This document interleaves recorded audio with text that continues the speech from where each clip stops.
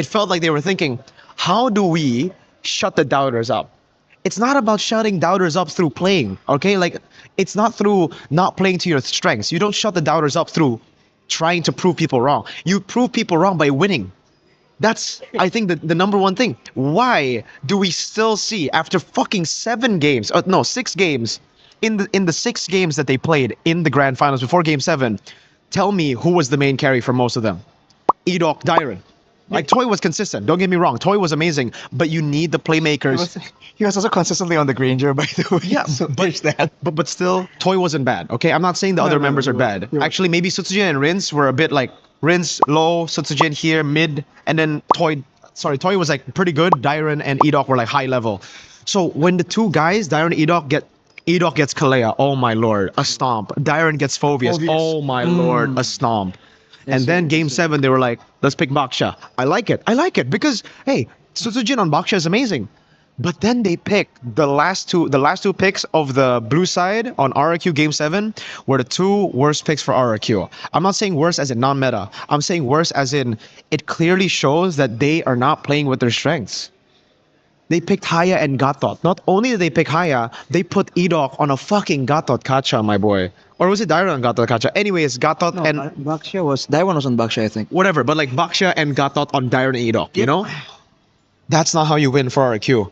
I don't know how we can stress this more, because I think we've been saying this for the longest time. I mean, it was already apparent since last season. Yeah, and I gotta say, the pattern ARASHI for RRQ has been like this forever. This is the history of RRQ. All the way to M1. M1, they want to prove that they can win without Harith. They ended up losing to EVOS.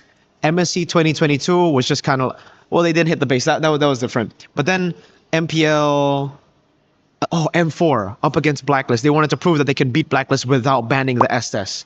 And then last season, they wanted to prove that they are not Skylar centric. This season, they wanted to prove that we're not just playing for Dyron Edok. Bro, it's okay to have glaring weaknesses, glaring strengths. Play with your strengths. Don't be scared of it, man.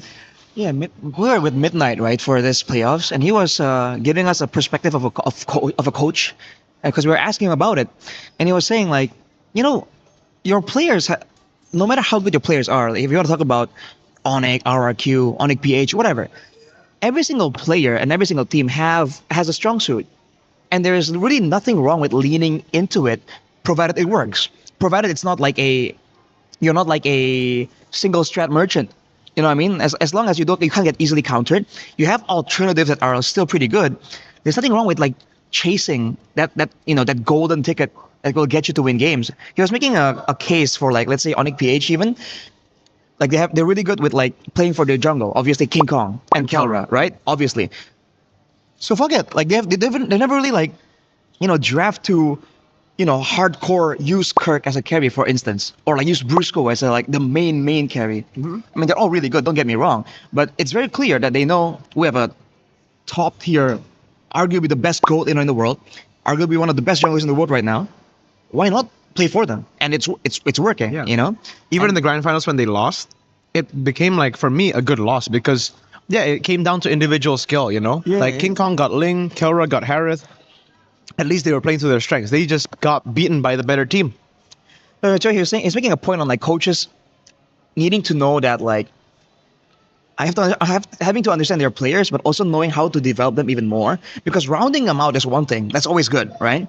But if they're not there yet, there's no point in forcing them to try and do some things differently when this is like their go-to. You're going to end up watering down the strong suit and then having a subpar other strat anyways, right? I think a big example we can draw in real life comparison would be like Ronda Rousey. For all of you MMA people out there, Ronda Rousey is a grappler. She's like a submission person, and her coach, she had a coach that was going like, "Oh, dude, you're the best boxer in the world. You can strike against any man. You can beat Mayweather." As an example, she ended up having shit grappling and shit striking, and then she just starts losing. So, point is, strong suits are fine, are completely okay, and if you want to round out your round out or even try out different strats, that's fine. But especially for the final game of the grand finals, dude, I feel like even if you wanted to, even if you really felt it's possible, like let's say in scrims, Sutsujin has been destroying everyone, absolutely everyone. Considering how the games have been going and considering it's a final game, and what has been working is Dyron Edok as predicted. Just go for it.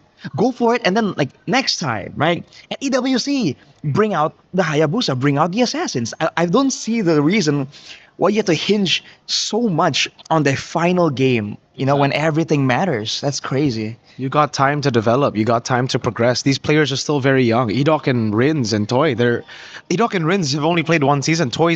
This is his first season. It's already impressive what they have done. It's amazing. And that's why we have a lot of criticism to say about RRQ, because me personally, I'm not an RRQ fan, but I'm a fucking Kescute fan. I love Kescute, NMM. Those are my goats. And hey, I'm a big fan of Dyron too, all the way from Rebellion days. So I want RRQ to do well. Yeah, ONIC won. But here, I want to say this too. This is a message to Rins. Okay, personal message to Rins. Rins, you're an amazing player, bro. I'm not even joking, all right? Like, a lot of people will obviously shit on you for the panic moments, blah, blah, in the playoffs, grand finals, but you're an amazing player. I know you're an amazing player. I know you're a shot caller. You're an amazing shot caller, too. And this is why you have to stop trying to prove that you are better than someone else. I feel like in the grand finals, he was playing with a chip on his shoulder, something that kept on in his head that was like, prove you're better than Sans. Prove you are Sans. Prove you can beat him. Because he was constantly making these plays where it's like, oh, I want to get a solo kill on Sans. I want to show the world that Feather airstrike duel. when the turtle was free to take for them, when he could have just taken you said this. Valentina, he already pushed Sans away. Sans was low. He should have just backed away, got turtle, and played it safe. But he wanted to prove that, like, oh, I am better. Rins, you don't need to prove to anyone that you're better than anyone. That will come with discipline. That will come with winning. Like, even if you're individually worse, you make up for it for, like, the leadership you bring to the table. You don't need to be Sans. You're Rins.